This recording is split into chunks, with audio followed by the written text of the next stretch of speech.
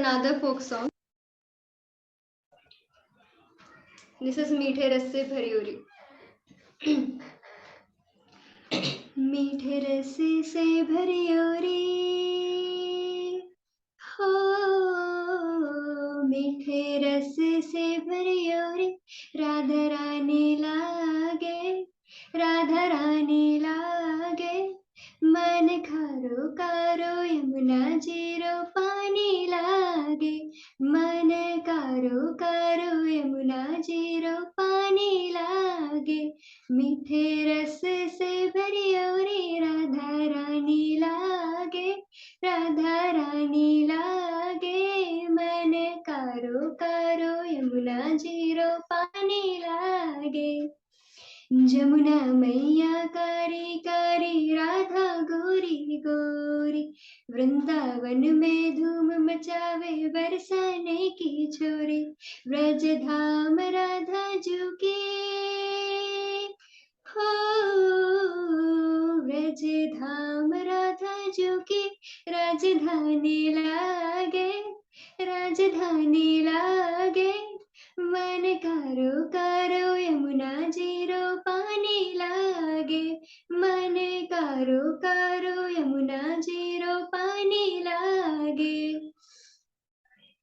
कान्हा नित मुरली में तेरी सुमिरे बारंबार, कोटिन रूप धरे मनमोहन कहो न पावे पार. रूप रंग की छबीली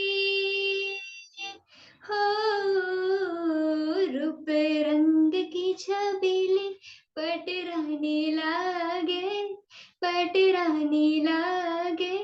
मन कारो कारो यमुना जीरो पानी लागे, मन कारो कारो यमुना जीरो पानी लागे.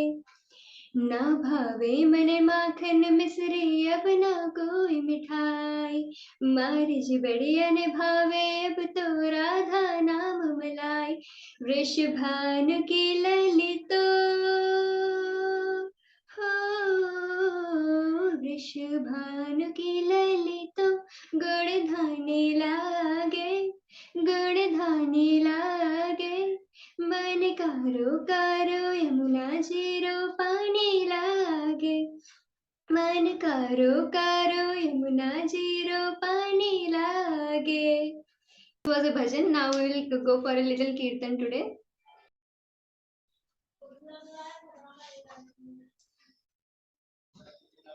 जय जय राधे, जय जय श्याम, जय जय श्री वृंदावन धाम. जय जय राधे, जय जय श्याम, जय जय श्री वृंदावन धाम. जय जय राधे, जय जय श्याम, जय जय श्री वृंदावन धाम. जय जय राधे, जय जय श्याम, जय जय श्री वृंदावन धाम. जय जय राधे, जय जय श्याम, जय जय श्री वृंदावन धाम. जय जय राधे, जय जय श्याम, जय जय श्री वृंदावन धाम.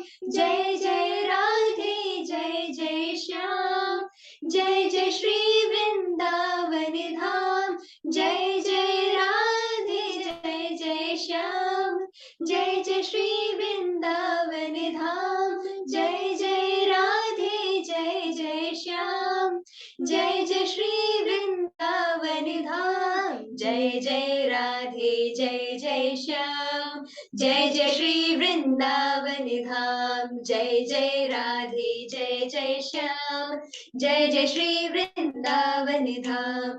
जय जय राधे, जय जय श्याम, जय जय श्री वृंदावन धाम. जय जय राधे, जय जय श्याम, जय जय श्री वृंदावन धाम. राधे राधे राधे, जय जय जय श्री राधे. राधे राधे राधे, जय जय जय श्री राधे. राधे राधे राधे, जय जय जय श्री राधे. राधे राधे राधे जय जय जय श्री राधे राधे राधे राधे जय जय जय श्री राधे राधे राधे राधे जय जय जय श्री राधे राधे राधे राधे जय जय जय श्री राधे राधे राधे राधे जय जय जय श्री राधे राधे राधे राधे जय जय जय श्री राधे राधे राधे राधे जय जय जय श्री राधे राधे राधे राधे जय जय जय श्री राधे राधे राधे राधे जय जय जय श्री राधे जय जय राधे जय जय श्याम जय जय श्री वृंदावन धाम जय जय राधे जय जय श्याम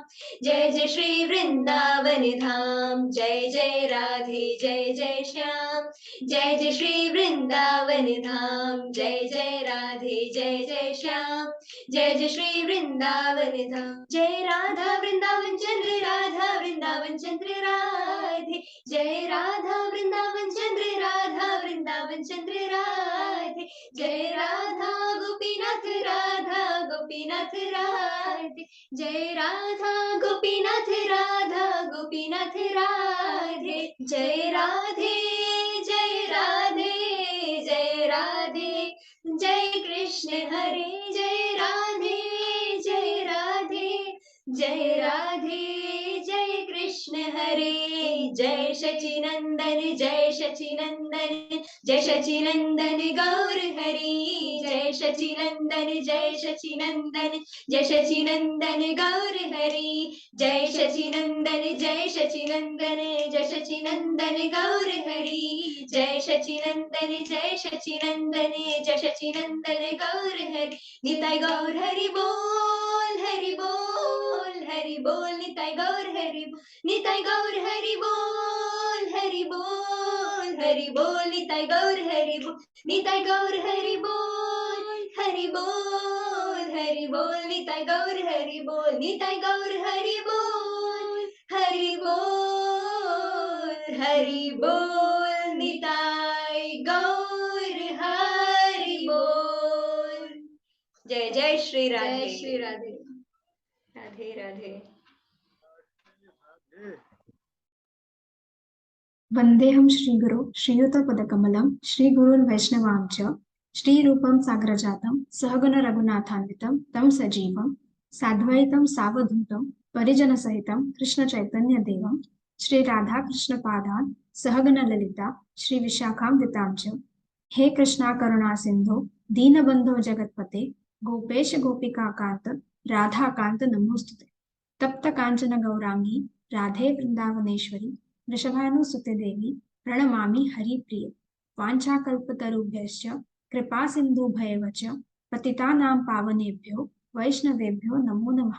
श्री कृष्ण चैतन्य प्रभु नित्यानंद श्री अद्वैत गदाधर श्रीवासादि गौर भक्तवृंद हरे कृष्णा कृष्णा कृष्णा हरे हरे हरे राम राम राम हरे हरे। राधे राधे। श्री श्री राधा कुंज बिहारी जी की जय। श्री श्री राधा वृंदावन चंद्र की जय। हिज ग्रेस प्रेमदास बाबा जी महाराज की जय। राधे राधे।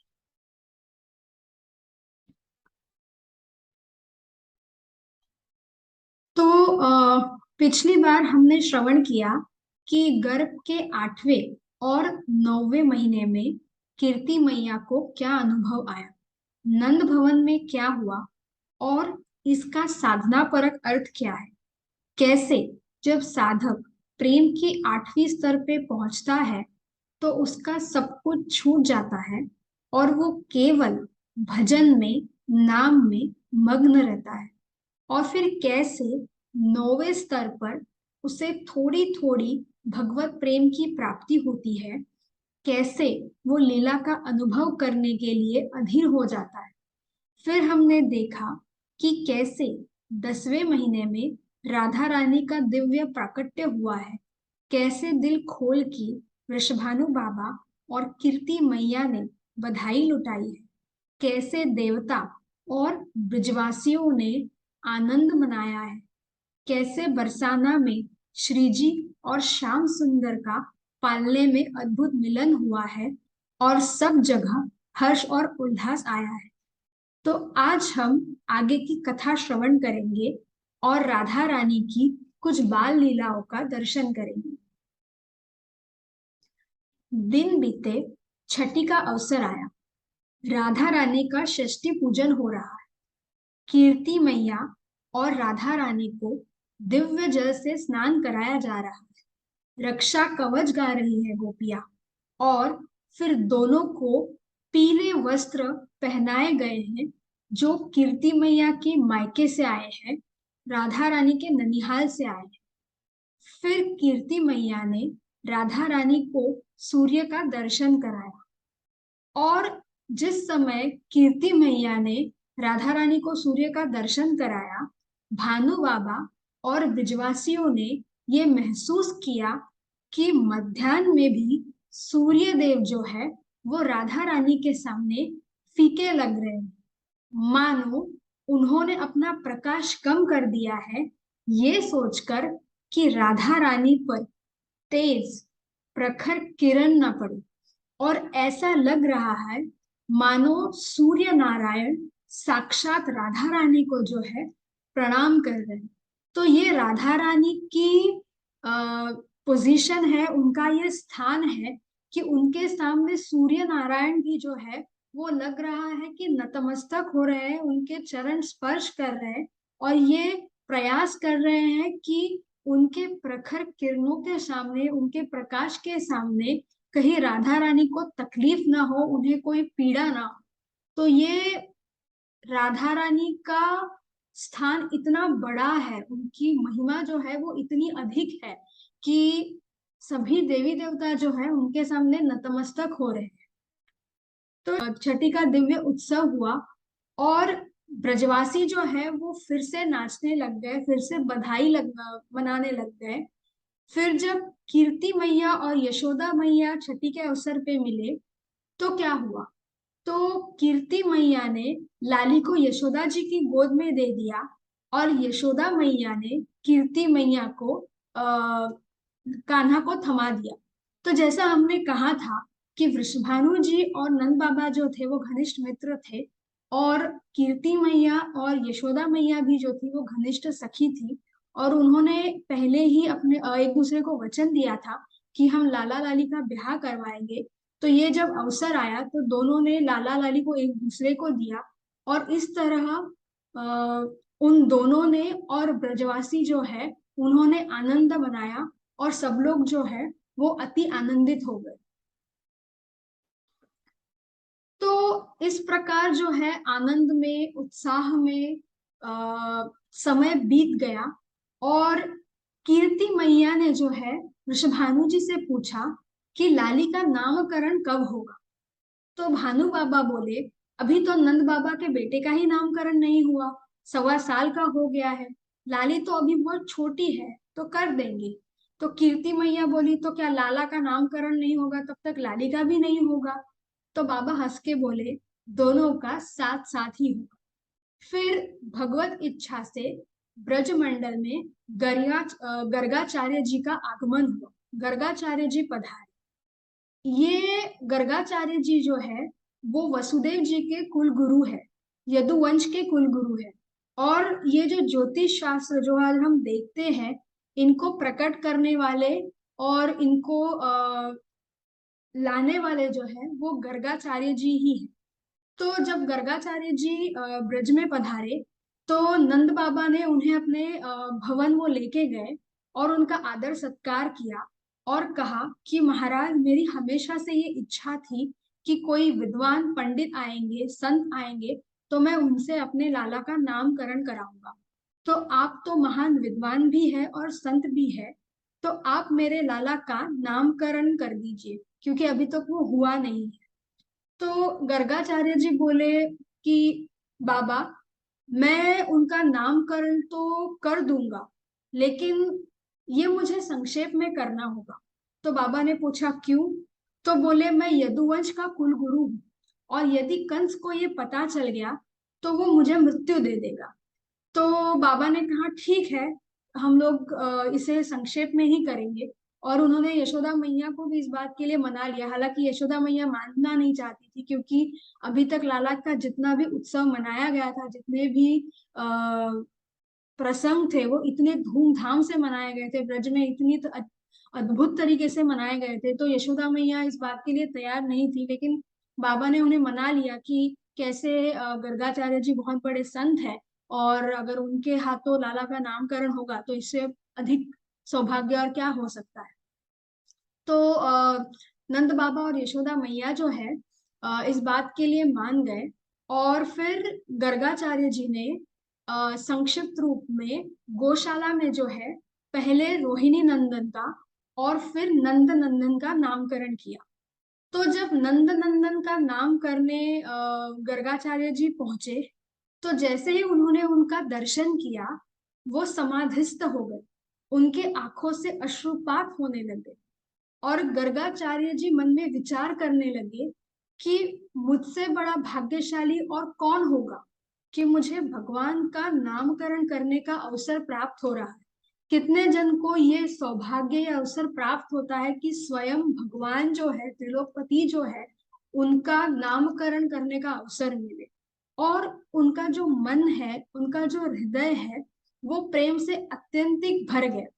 तो जब संतों को भगवत दर्शन होता है, तो उनके नेत्रों से जो है आनंद के अश्रु आने लगते हैं, उनका मन जो है वो आह्लादित हो जाता है।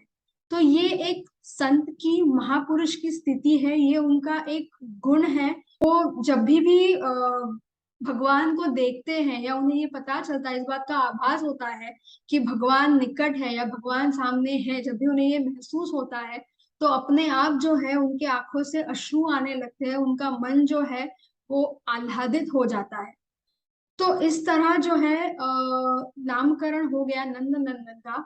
और गर्गाचार्य जी इतने अधिक भावुक थे, इतने अधिक आनंदित थे कि वो बोलने ही वाले थे कि बाबा आपके घर में स्वयं नारायण पधारे हैं।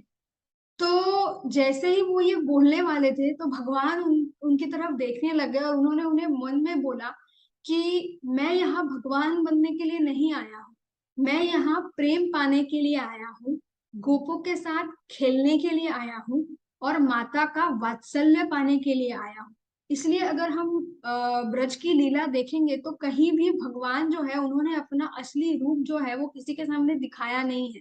वो हमेशा एक दिव्य बालक के रूप में वहां पे रहे, लेकिन किसी को भी ब्रज में ये पता नहीं था कि भगवान जो है वो स्वयं भगवान है। तो गर्गाचार्य जी जो है उन्होंने आ, संभाल लिया, और नंद बाबा को बोले कि आपके घर में नारायण के समान गुणों वाले आए हैं, नारायण समो गुण। तो जब भी भगवान बड़ी बड़ी लीलाएं करते थे, और ब्रजवासी नंद बाबा से पूछते थे कि आपका लाला कहीं भगवान तो नहीं, तो बाबा यही कहते थे कि गर्गाचार्य जी ने कहा है कि नारायण के समान गुणों वाला आया है। तो बाबा कहते थे कि मेरे लाला के अंदर जो है वो नारायण आ जाते हैं, लेकिन मेरा लाला जो है वो मेरा लाला ही है, वो मेरा बेटा ही है।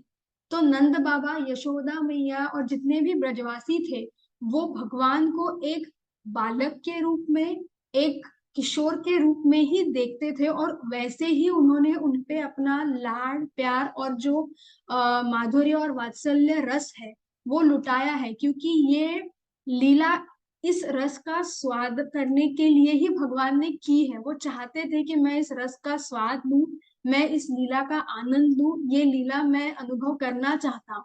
इसलिए उन्होंने कभी भी अपना जो असली रूप जो है वो किसी के सामने प्रकट नहीं किया। और ब्रजवासी जो थे वो मानते थे कि नारायण के कुछ गुण जो है, उनकी कुछ शक्तियां जो है लाला में है, और इसीलिए लाला जो है ऐसे अद्भुत कार्य करता है। लेकिन वो भगवान नहीं है, वो एक सामान्य बालक ही है, एक अद्भुत बालक है। और इसी तरह से ब्रजवासियों का माधुर्य और वात्सल्य रस जो है वो हमें ब्रज भाव में दिखता है, यही ब्रज भाव है। फिर जब गर्गाचार्य जी ने नंद नंदन का और बलराम जो है उनका नामकरण किया, तो फिर उनके मन में ये इच्छा हुई कि भगवान का दर्शन तो कर लिया, लेकिन अब उनकी जो नित्य शक्ति है, किशोरी जो है, किशोरी जी जो है, उनको भी मैं प्रणाम करूं। फिर गर्गाचार्य जी रावल पहुंचे, और वृषभानु जी ने भी उनसे वही अनुरोध किया कि दोनों बालक जो है उनका नामकरण नहीं हुआ है, तो हम चाहते हैं कि आपके जैसे संत और विद्वान के हाथों जो है दोनों बालकों का नामकरण हो। तो गर्गाचार्य जी ने पहले राधा रानी के बड़े भाई जो है श्री दामा जी, उनका नामकरण किया और फिर श्री जी का नामकरण किया। और जब श्री जी के नामकरण की बात आई तो गर्गाचार्य जी ने हाथ जोड़कर उनकी स्तुति की, उन्हें गोद में लेने के बहाने उनके चरण कमलों को स्पर्श कर लिया और गर्गाचार्य जी बोले, महाराज आपकी पुत्री का नाम तो वेदों में लिखा है, तो आपकी पुत्री का नाम जो है वो होगा श्री राधा। तो ऋग्वेद में राधिका उपनिषद में राधा रानी के नाम की व्याख्या आती है, कृष्णेन आराध्यत इति राधा, कृष्णेन आराध्यत इति राधा।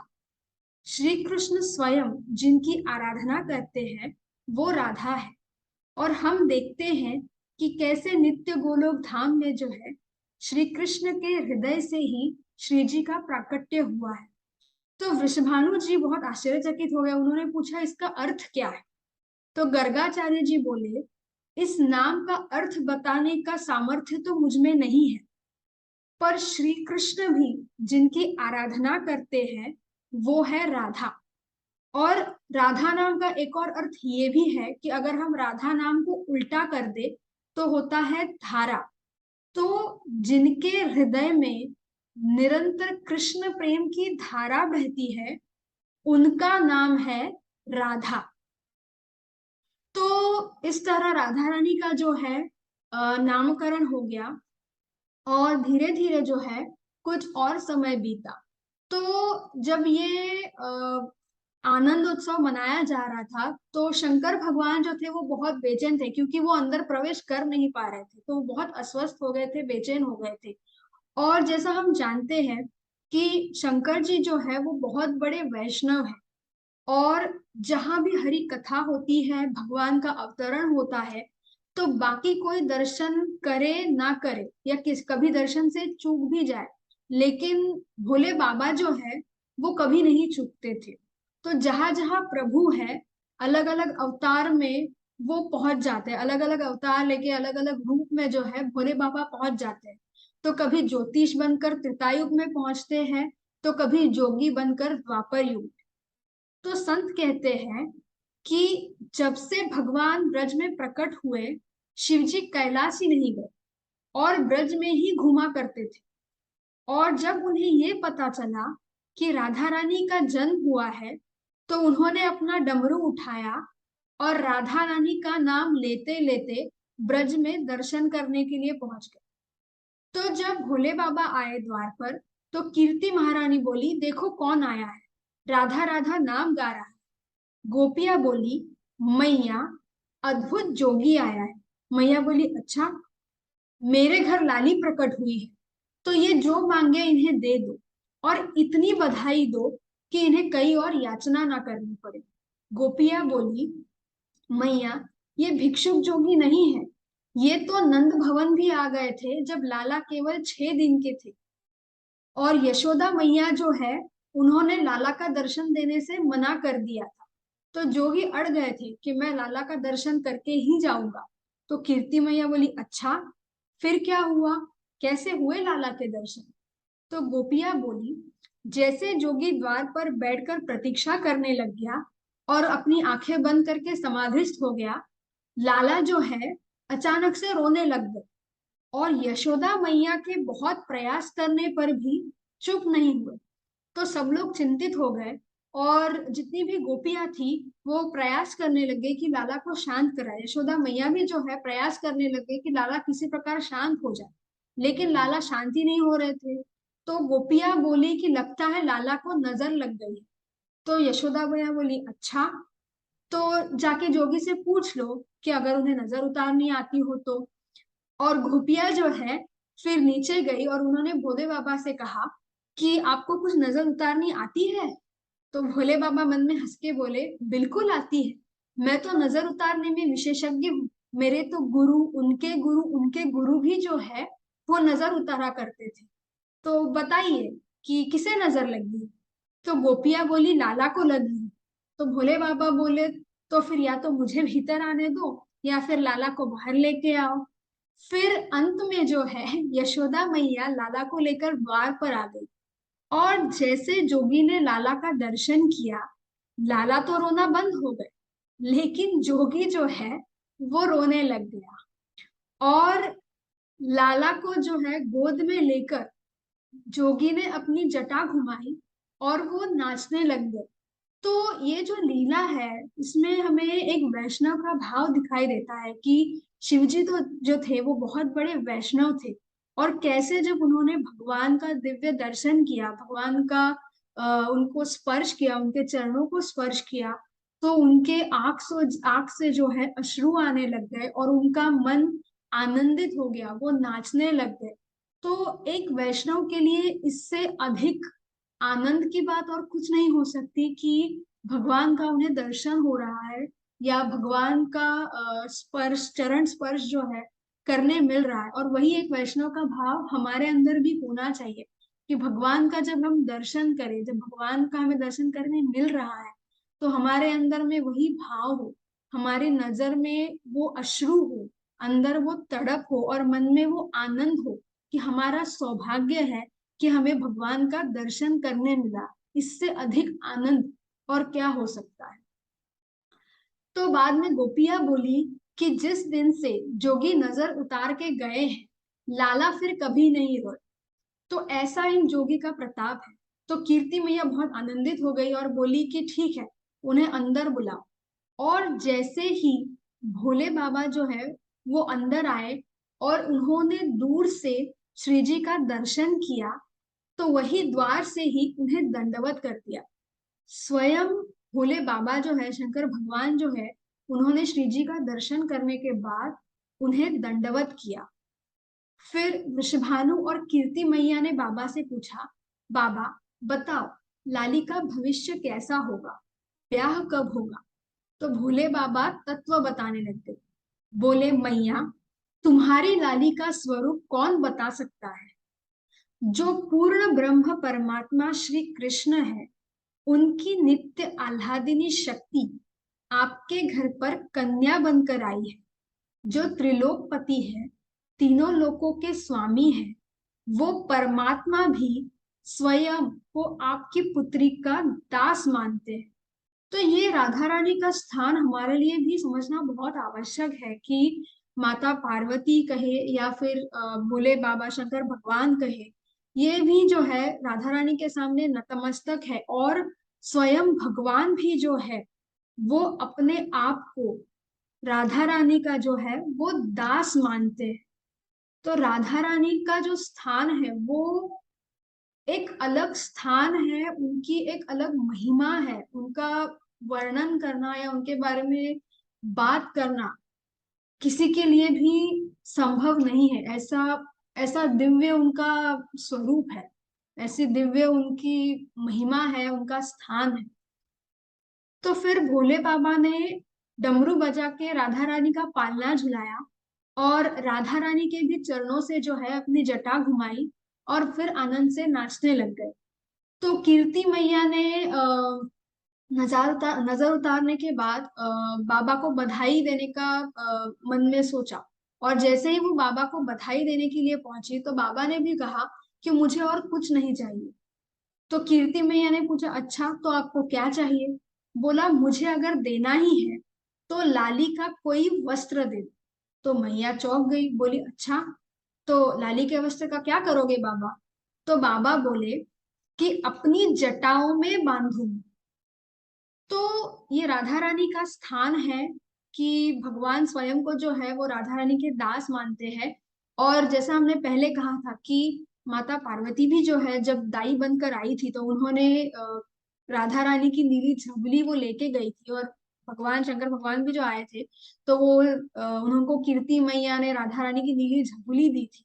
और उसी में उनको आनंद था कि राधा रानी का पहना हुआ जो छोटा सा वस्त्र है वो भी मिल जाए तो आ, कितनी बड़ी बात हो गई। तो एक भक्त का ये भाव है कि भगवान से जुड़ी कोई भी चीज, अगर वस्तु भी उन्हें मिल जाए, भगवान का दर्शन मिलना तो बहुत बड़ी बात हो गई, नहीं तो हम शायद लायक भी नहीं कि हमें भगवान का दर्शन मिले। तो वो तो एक अलग स्थान, अलग लेवल पे जाके हमें मिलता है। लेकिन भगवान से जुड़ी कोई छोटी से छोटी चीज भी अगर हमें मिल जाए, अगर हमारे हाथ में आए, तो इससे अधिक आनंद की और भाग्य की बात क्या होगी।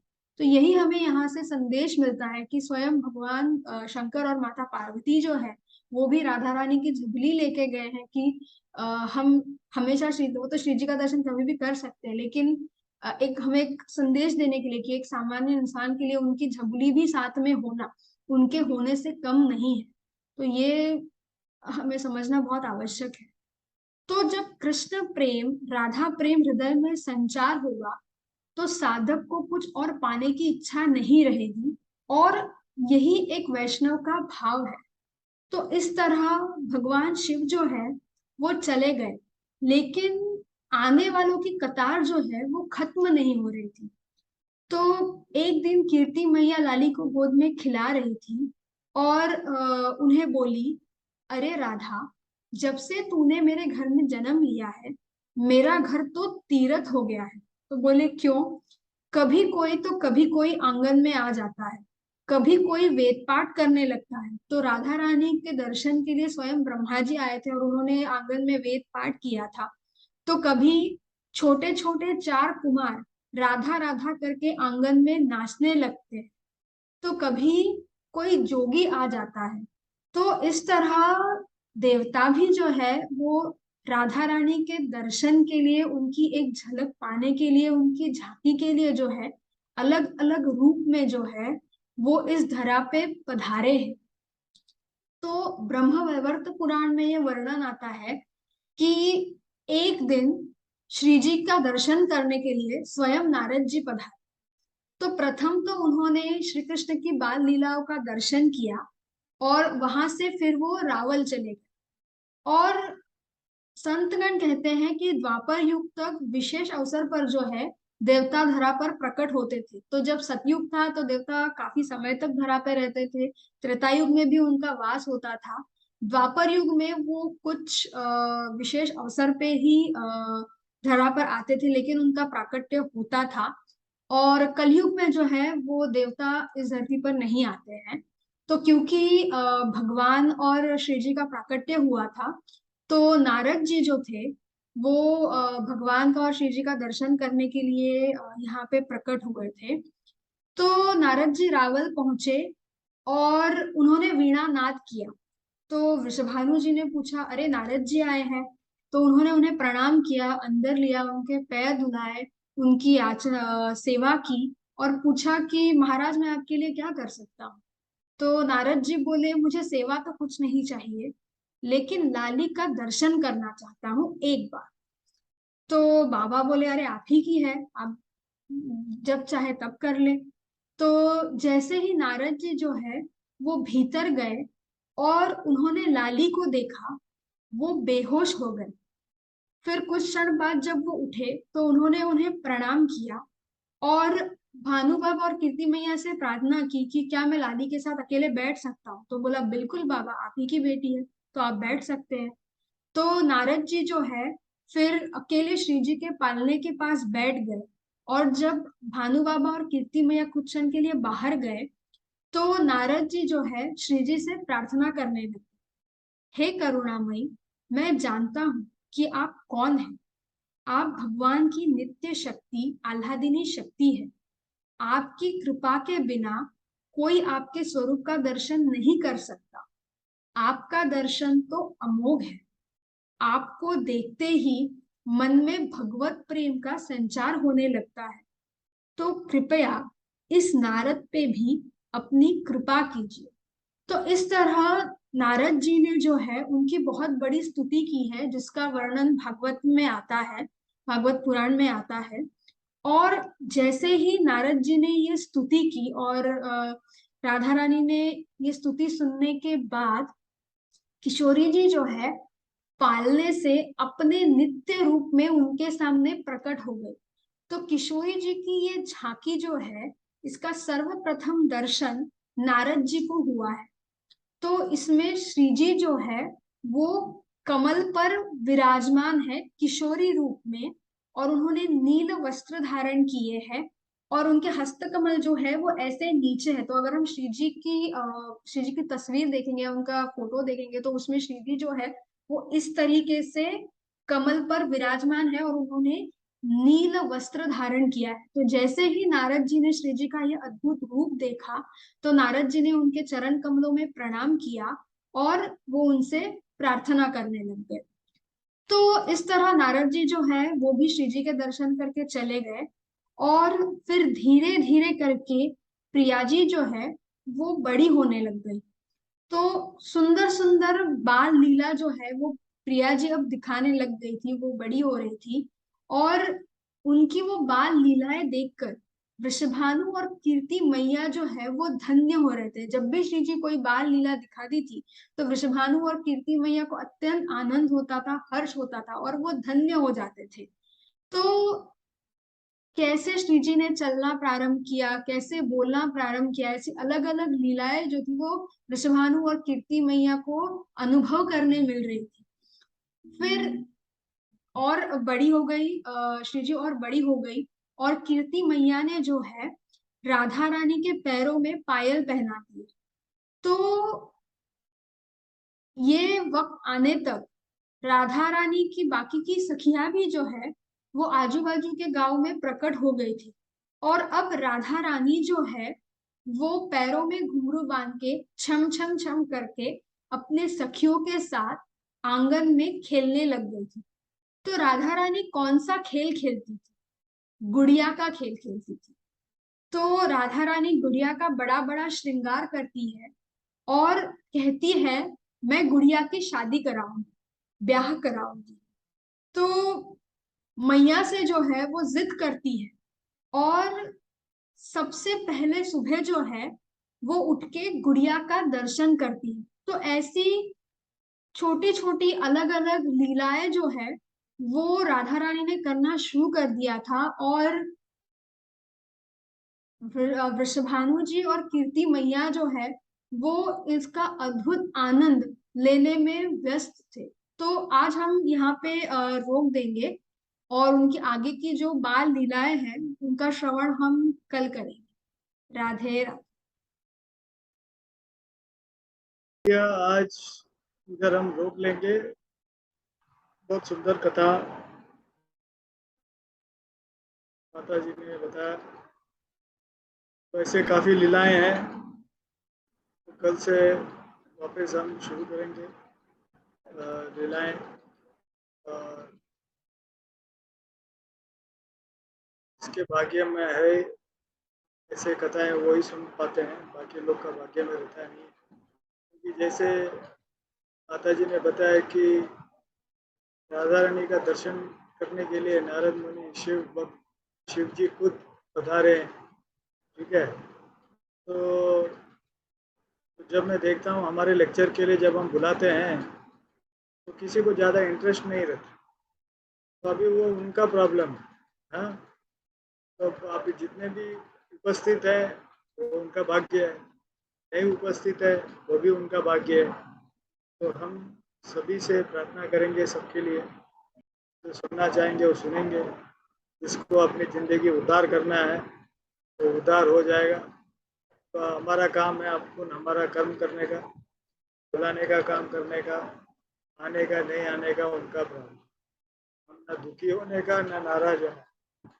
और रही बात गुरुदेव का, मैं गुरुदेव को सब लेक्चर भेजता रहता हूँ।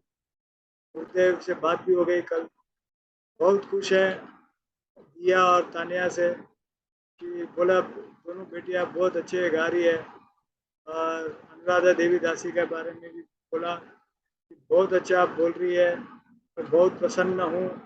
जैसे गुरुदेव खुद अपने मुख से खुश होकर बोले बहुत बढ़िया काम आप लोग कर रहे हो।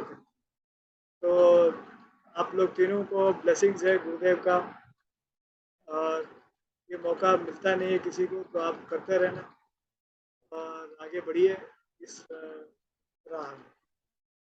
ठीक है। राधे राधे। राधे राधे। कल मिलते हैं।